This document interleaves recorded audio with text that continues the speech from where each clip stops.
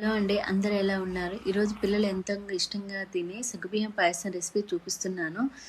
సగ్గుబియ్యం పాయసం అనగానే పంచదార, బెల్లం అనుకుంటున్నారు. అలా కాదండి. హెల్తీ వేలో ఎలా చేయాలో ఇప్పుడు చూసేద్దాం. ముందుగా ఒక బౌల్లో గుప్పెడు సగ్గుబియ్యం తీసుకొని వాటిని వాటర్ పోసుకొని 2-3 టైమ్స్ వాష్ చేసుకొని 1 or 2 hours నానబెట్టుకోవాలి. నానబెట్టుకోవడం వల్ల ఇవి తొందరగా ఉడుకుతాయి అండ్ ప్లస్ పిల్లలకి ఈజీగా డైజెషన్ అవుతాయి.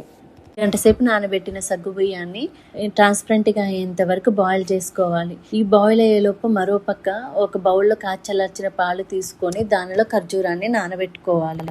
సగ్గుబియ్యం ట్రాన్స్పరెంట్ అయిన తర్వాత దానిలో 1 స్పూను ఎండు కొబ్బరి పొడి, మరొక స్పూను డ్రై ఫ్రూట్ పౌడర్ వేసుకోవాలి.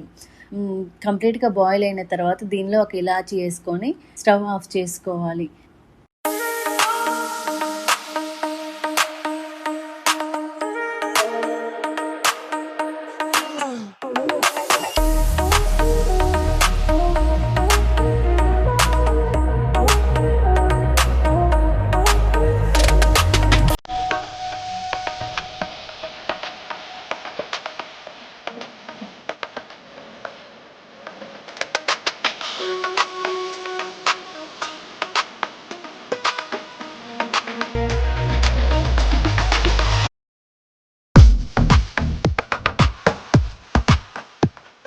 పాలలో నానబెట్టుకున్న ఖర్జూరాన్ని ఇవి అన్ని మిక్సీ చేసుకుంటే ఇప్పుడు ఎంతో పిల్లలు ఇష్టంగా తినే సగ్గుబియ్యం పాయసం హెల్తీ వేలో రెడీ అవుతుంది. చూడండి, మా చిన్నగాడు ఎంత ఇష్టంగా తింటున్నాడో మా కన్నయ్య.